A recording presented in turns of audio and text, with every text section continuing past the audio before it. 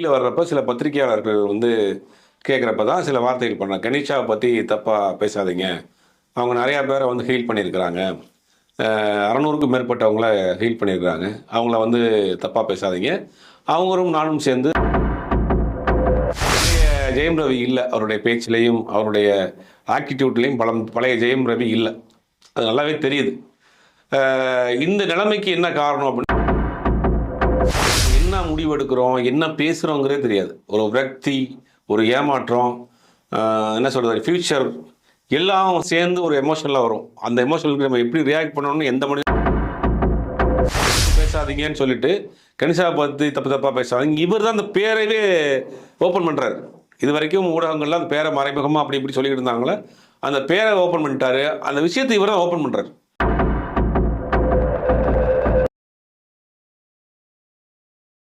Sir வணக்கம். வணக்கம். இன்னைக்கு பரபரப்பான செய்திகள் நான் எதுவுமே சொல்ல விரும்பல. ஏன்னா என்ன பரபரப்பான செய்திகள் எல்லாருக்கும் டைட்டில் வந்து ஒருத்தர் நேரடியாகவே கொடுத்துட்டு போயிட்டாரு.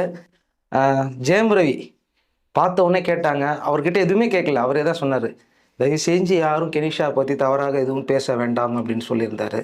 பட் இதுக்கு முன்னாடி சொன்ன ஆர்த்திக்கும் இதுக்கும் நீங்கள் இந்த ஸ்டேட்மெண்ட்டையும் எப்படி நீங்கள் பார்ப்பீங்க? இல்லை, முதல்ல இந்த பிரதர் படத்தினுடைய ஆடியோ லான்ச் நடந்துச்சு. அதில் ரொம்ப நாளைக்கு பிறகு, இந்த சம்பவத்துக்கெல்லாம் பிறகு, இந்த பரபரப்புக்கெல்லாம் பிறகு முதல் முறையாக மேடையில் ஜெயம் ரவியை பார்த்தோம். பார்க்குறப்ப கொஞ்சம் டல்லாக இருக்கார். ஒரு மனச்சோர்வில் இருக்கிறாங்கிறது கிளியராக தெரியுது. அப்போ அந்த மேடையிலையும் சில விஷயங்கள் பேசினார். பர்சனல் லைஃப்பை பற்றி பேசாதீங்க, வாழ விடு அப்படிங்கிற ஒரு தத்துவத்தை சொல்கிறாரு. அதை தொடர்ந்து அந்த நிகழ்ச்சி முடிஞ்சிட்டு வெளியில் வர்றப்போ சில பத்திரிகையாளர்கள் வந்து கேட்குறப்ப தான் சில வார்த்தைகள் பண்ணாங்க. கனிஷாவை பற்றி தப்பாக பேசாதீங்க. அவங்க நிறையா பேரை வந்து ஹீல் பண்ணியிருக்கிறாங்க. 600க்கும் மேற்பட்டவங்கள ஹீல் பண்ணியிருக்கிறாங்க. அவங்கள வந்து தப்பாக பேசாதீங்க.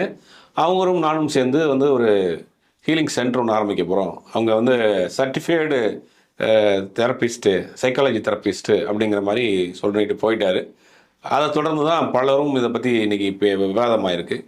அப்போ இவருக்கும் அந்த கனிஷா ஃப்ரான்சிஸ்க்கும் இவருக்கும் எந்த சம்மந்தமும் இல்லை, இவங்க தெரியாது அப்படிங்கிற மாதிரி அவர் சொல்லலை. பட் அவங்க ஒரு வெல்விஷர், நல்ல நண்பர் அப்படிங்கிற கேட்டகரியில் அவங்க இருக்கிறாங்க. இப்போ அவருடைய தரப்புலன்னு சொல்லப்பட்ட விஷயம். இப்போ ஆர்த்தி தரப்புல வந்து அவங்க கொடுக்கப்பட்ட விஷயம் என்னென்னா, நாங்கள் வந்து அவரை மீட் பண்ண முடியல, பார்க்க முடியல அப்படிங்கிற மாதிரியான பல விஷயங்கள் சொல்கிறாங்க. ஆனால் இவர் என்ன சொல்கிறார், 2 முறை நான் வந்து அவங்கள்ட்ட சொல்லிட்டேன், இந்த டிவோர்ஸ்க்கு அப்ளை பண்ணது 2 முறை நான் சொல்லிட்டேங்கிறத இன்றைக்கி சொல்லியிருக்கிறாரு. இப்போ இந்த ஜெயம் ரவி இன்றைக்கி அவர் பேசினது, அவர் நடந்து கொண்ட விதம், அவருடைய அந்த ஆட்டிடியூட் எல்லாம் பார்க்குறப்ப பழைய ஜெயம் ரவி இல்லை அப்படிங்கிறது நல்லா தெரியுது. அவருடைய பேச்சு அப்படியே கொஞ்சம் டல்லாக இருக்குது, கொஞ்சம் ஒரு மாதிரி பேசுகிறாரு. இந்த கனிஷா மேட்டரை வந்து அவர் பேசியிருக்கவே தேவையில்லை சொல்லப்போனால். அது அவருடைய பர்சனல் மேட்ரு. நிறையா அதை பற்றி எழுதுகிறாங்க, நிறையா அதை பற்றி பேசுகிறாங்க, பொருளாய்வு அமைப்புகள்லாம் பண்ணுறாங்க அப்படிங்கிறத பற்றி நிறையா எழுதிட்டு இருக்கப்போ இதை பற்றி அவர் கடந்து போயிருக்கலாம்.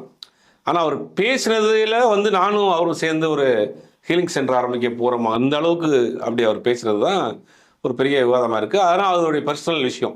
அவருக்கு எது வாழ்க்கை அவருக்கு பிடிச்சிருக்கோ, எந்த வாழ்க்கை அவருக்கு அமைதியாக இருக்கோ அந்த வாழ்க்கையை வாழ்கிறதுக்கு எல்லாருக்கும் தகுதி இருக்குது. அதுக்கு விமர்சனம் பண்ணுறதுக்கு நமக்கு வந்து இது கிடையாது.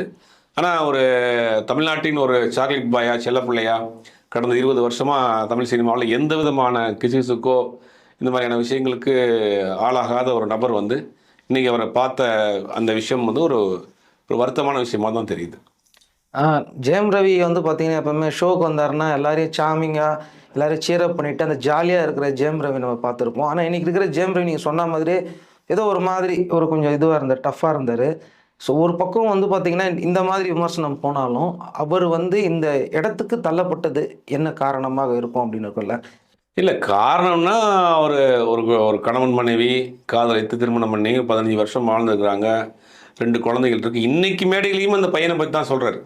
நான் ஒரு ஸ்டெப் போட்டு காமிச்சேன், என் பையன் வந்து உனக்கு வயசாகிடுச்சான்னு கேட்டான், அதனால் 2 நாள் ட்ரெயின் பண்ணிட்டு வந்து திருப்பி அதை போட்டு காமிச்சேன். அப்போ இந்த பையன் குழந்தை அந்த விஷயத்தில் ரொம்ப அஃபெக்ஷனான ஒரு நபர் அதை பேசுகிறார். இப்போ பிரிகிறது ஒரு சூழ்நிலை வர்றப்போ அது அவருக்கு ஒரு பெரிய மன அழுத்தத்தை கொடுத்துருக்குங்கிறது தான் நம்ம அந்த இன்றைக்கி அவருடைய பழைய ஜெயம் ரவி இல்லை. அவருடைய பேச்சிலையும் அவருடைய ஆட்டிடியூட்லேயும் பழைய ஜெயம் ரவி இல்லை. அது நல்லாவே தெரியுது. இந்த நிலைமைக்கு என்ன காரணம் அப்படின்னா, கணவன் மனைவிக்குள் ஏற்பட்ட ஒரு கருத்து வேறுபாடு. அதை தொடர்ந்து அவர் தனியாக போயிட்டார். தனியாக போனாலும் இவ்வளோ நாள் இந்த வாழ்ந்த வாழ்க்கை, குழந்தைகள் மேல் உள்ள அந்த அஃபெக்ஷன்லாம் ஒரே நாள் எப்படி உங்களுக்கு மாறும், எப்படி மறக்க முடியும்? அதெல்லாம் அதனுடைய வெளிப்பாடு தான் எல்லாமே இன்றைக்கி. அவர் இப்போ இங்கே தான் சென்னையில் தான் இருக்காரா, இல்லை கோவாலே அங்கே ஸ்டே பண்ணிட்டாரா சார் அவர்? இல்லை, அங்கேயும் சென்னையும் கோவா வந்து தான் போகிறார். சென்னை இன்னைக்கு போய் இந்த நிகழ்ச்சிக்காக வந்திருப்பாருன்னு நினைக்கிறேன். பட் பெரும்பாலான நாட்கள் கோவாவில் தான் இருக்கிறார். எனக்கு தெரிஞ்ச அவர் இன்னும் நெக்ஸ்ட் லெவல் அடுத்தடுத்த திரைப்படங்கள்லாம் போகிறதன் மூலமாக அவருக்கு ஏற்பட்டிருக்க அந்த மன அளவில் வந்து பார்த்திங்கன்னா ஒரு சின்ன பாதிப்பு இருக்குது அப்படிங்கிறத நம்ம பார்க்க முடியுது. சினிமா மூலியமாக கான்சன்ட்ரேஷன் பண்ணுறது மூலமாக இதை அவர் அவாய்ட் பண்ணலாம்ல சார் அது? இல்லை, அடுத்த ஒரு விஷயம் தான் இவரை மாற்றும். அடுத்த ஒரு வேலை, பரபரப்பான வேலைகள், அடுத்த ஒரு விஷயந்தான் மாற்றும். ஆனால் அது எந்த மாதிரி அவர் எடுத்துகிட்டு போக போகிறாருன்னு தெரில. இப்போ அவங்க என்னென்னா அவர் வேற ஒரு ட்ராக்ல போகிறேன்றார். நாங்கள் வந்து ஹீலிங் சென்டர் ஆரம்பிக்க போகிறோம், அந்த மாதிரியான விஷயங்களில் அவர் போகிறாரு. இப்போ இதில் நாட்டம் இல்லாமல் போயிடுச்சாங்கிற ஒரு சந்தேகம் வருதுல்ல. இப்போ அடுத்து நான் தொடர்ந்து படத்தை பற்றி அவர் பேசலை. இன்றைக்கி நல்லா நோட் பண்ணி பார்த்தீங்கன்னா, இந்த படத்துக்கு பிரதருக்குங்கிற டைட்டில் நான் தான் கொடுத்து சொன்னேன் அப்படிங்கிற அடுத்த ப்ராஜெக்ட்ஸை பற்றியோ, அடுத்த ஃப்யூச்சரை பற்றியோ, ஃப்யூச்சர் பற்றி பேசிட்டு அதை தான் சொல்கிறார். அடுத்து நான் 2-3 படம் கமிட் ஆகிருக்கேன், இந்த படங்கள்லாம் பண்ண போகிறேன், உங்களுக்கு இதெல்லாம் அவங்களுக்கு ரொம்ப ட்ரீட்டாக இருக்கும், அந்த மாதிரி படத்தை பற்றியோ அதை அவருடைய கேரியரை பற்றி பேசாமல் இதை பற்றி தான் பேசுகிறார். அடுத்து நாங்கள் ஹீலிங் சென்டர் ஆரம்பிக்க போகிறோம் அப்படின்னு அதை பற்றி தான் பேசியிருக்கிறார் அவர். ஏற்கனவே தனி ஒருவன் 2ன்ற ஒரு மிகப்பெரிய ப்ராஜெக்ட் இவருக்காக வெயிட் பண்ணிக்கிட்டு இருக்கு. அதை பற்றி ஏதாவது அனௌன்ஸ்மெண்ட் வரும்னு சொல்லிட்டு எல்லாரும் வெயிட் பண்ணிட்டு இருந்தாங்க. எல்லாருமே ரொம்ப எக்ஸைட்டடாக இருந்தாங்க. இந்த பர்சனல் பிரச்சனை ஒரு பக்கம் தூரமாக வச்சிருந்தாலும் அதை பற்றியும் பேசல அப்படிங்கிறது போது நம்மளுக்கும் கொஞ்சம் வருத்தமாக தான் இருந்தது. ஆமாம், ரவியை பார்க்கும்போது கண்டிப்பாக எல்லாருக்கும் ஒரு வருத்தம் இருந்துச்சு. இல்லை, அதை பார்த்தவங்களுக்கு, நோட் பண்ணவங்களுக்கு நல்லா தெரியும். சில விஷயங்கள் நம்ம ஓப்பனாக பேச முடியாதனால சொல்கிறேன். அந்த மேடையில் அவருடைய விஷயம் எல்லாமே அவராக இல்லைங்கிற மாதிரி தான் இருக்குது. ரவி பழைய ரவியா இல்லை இல்லாமல் இருக்கிறாருங்கிறது தான் பெரிய வருத்தம். ஏன்னா இது வரைக்கும் தமிழ் சினிமாவில் ஒரு 20 வருஷம் கடந்து வந்திருக்கிறார். எந்த விதமான கெட்ட பேரும் கிடையாது, எந்த விதமான அலிகேஷனும் கிடையாது, எந்த பார்ட்டி ஃபங்க்ஷனுக்கு போகாமல் இருந்த ஒரு நபர், பெருசாக போகாமல் இருந்த நபர் முதல் முறையாக ஸ்டேஜில் இப்படி ஆள் ரொம்ப டல்லாக இருக்கிறாரு, ஒரு கிளாரிட்டி இல்லாமல் இருக்குது. அப்படிங்கிற போது ஒரு வருத்தமான விஷயமா இருக்குது. ரெண்டாவது போகிறப்ப இந்த விஷயத்தை பற்றி நீங்கள் என்னுடைய பர்சனல் மேட்டரை பேசாதீங்க, வாழ விடுங்கள் அப்படிங்கிறாரு. அதெல்லாம் அவருடைய பர்சனல் விஷயம். அப்புறம் கடைசியாக சொன்னது தான் பத்திரிகா சந்திப்பில் கணேஷாவை பற்றி பேசுகிறாங்க. அவங்கள பற்றி உங்களுக்கு என்ன தெரியும், அவர் 600 பேர் மேற்பட்டவங்களை காப்பாற்றிருக்காங்க அப்படிங்கிற மாதிரியான விஷயங்கள் பேசுகிறாங்க. அது அவங்களுடைய தனிப்பட்ட விஷயம், அது நமக்கு தேவையில்லை. ஆனால் நம்ம பொறுத்த வரைக்கும் நம்ம பார்த்து நம்ம சம காலகட்டங்களில் வளர்ந்த ஒரு நடிகர் இப்படி இருக்கிறாருங்கிற ஒரு வருத்தம் நமக்கு, இப்படி இருக்கக்கூடிய சூழ்நிலைக்கு வந்துட்டாருங்கிற வருத்தம் இருக்குது. ஆனால் அப்போ நீ பேசுனதுலேருந்து நான் வச்சு சொல்கிறேன், அவர் வந்து விவாகரத்தில் உறுதியாக இருக்கிறார் அப்படிங்கிறத அவர் வாயாலே சொல்லிட்டு போன மாதிரி தான் எனக்கு தெரியுது. ஆமாம், அதில் உறுதியாக இருக்காரு. லீகலாக அவர் நோட்டீஸ் கொடுத்துட்டாரு. லீகலாக வந்து நீ கோர்ட்டுக்கு போயிடுச்சு, இல்லை கோர்ட்டு நீ அடுத்தடுத்த மூவ் எடுக்க போகுது, அதில் ஸ்ட்ராங்காக இருக்கார் அவர். இதுக்கு தள்ளப்பட்டதுக்கான காரணம் வந்து ஆர்த்தி தரப்புலேருந்து தான் இவர் சம்மந்தப்பட்ட கணேஷா விஷயங்கள்லாம் லீக் பண்ணுறாங்களா, இல்லை வந்து நார்மலாகவே லீக் ஆகுது நீங்கள் நினைக்கிறீங்க? இல்லை, ஏதோ ஒரு தரப்புலேருந்து கொடுக்கக்கூடிய சோர்சஸ் தான் இது. நம்ம புலனாய்வு பண்ணிலாம் போடுறதுக்கு வாய்ப்பு இல்லை. அவங்க தரப்புலேருந்து சில சோர்சஸில் கொடுக்குற செய்திகள் தான் வெளியில் வருது. இப்படி பண்ணுறதுனால ஹஸ்பண்ட் அண்ட் ஒய்ஃப் திரும்பவும் சேராமல் இது வந்து மேலும் மேலும் பல பிரச்சனை தான் சரி ஏற்படுத்தும். அது ஒரு ஒரு பிரிவுங்கிறது ஆளாளுக்கு மாறி மாறி ஒரு கோபம், ஒரு வெறுப்பு வரத்தனை செய்யும்.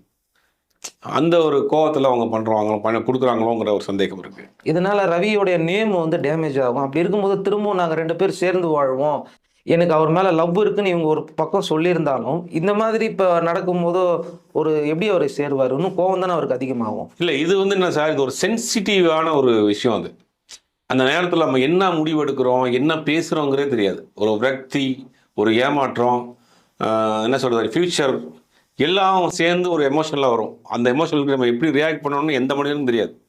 ஒரு விரக்தி, ஒரு ஏமாற்றம், நம்ம வந்து தோத்துட்டோம், அடுத்து என்ன பண்ண போகிறோம், எல்லாம் சேர்ந்து ஒரு எமோஷனல் வரும்ல. அந்த எமோஷனில் வந்து எப்படி ரியாக்ட் பண்ணுறது, எவ்வளோ பெரிய பக்குவமான ஆளுங்கும் அது அந்த இடத்துல தெரியாது.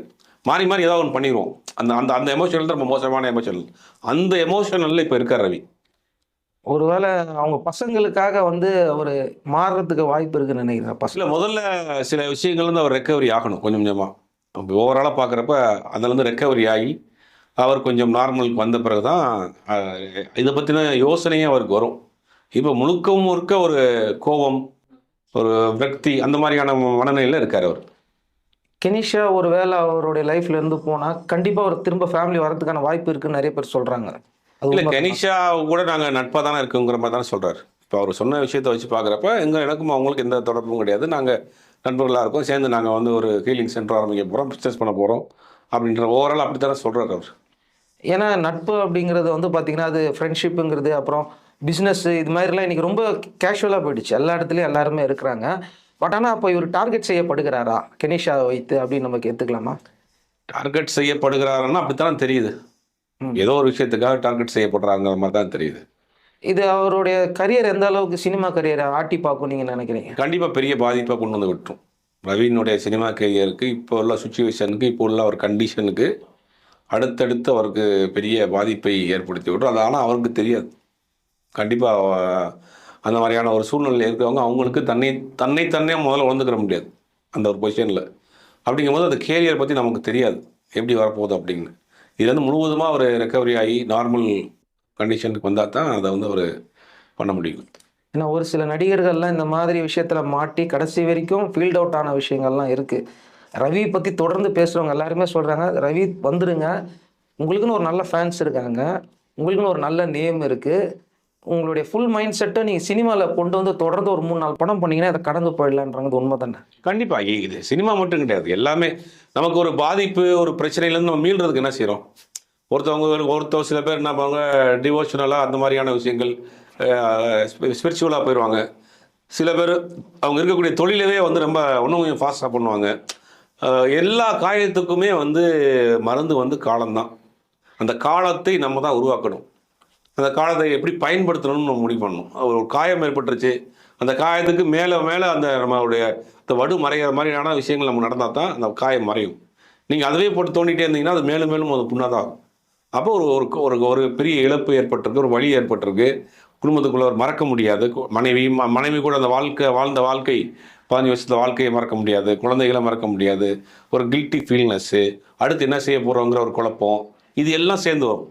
இதை மாற்றுறதுக்கு என்னென்னா நம்மளுடைய மைண்டை சிந்திக்க விடாமல் ஃபுல்லாக பிஸியாக வச்சுட்டாங்களே போதும். டக்குன்னு ஒரு 3-4 படம் பண்ணி அதில் shooting, dubbing, editing, night and day அதில் ஃபாஸ்ட்டாக இருந்தாருனாலே அது போயிடும். பட் இப்போ உள்ள சுச்சுவேஷனுக்கு அவர் அந்த மாதிரி சொல்லலையே. படத்தை பற்றியே பெருசாக பிரதர் படத்தை பற்றி தான் சொன்னார். அப்புறம் அடுத்தடுத்த படத்தை அப்டேட் பற்றி பேசலை. இவர் வேற ஒரு மைண்ட் செட்டுக்கு போயிட்டார். ஹீலிங் சென்டர் ஆரம்பிக்க போகிறோம் அப்படி இப்படின்னு அந்த மாதிரியான தாட்டுக்கு போயிட்டாரு. அதெல்லாம் பார்க்குறப்ப வருத்தமாக தானே இருக்குது.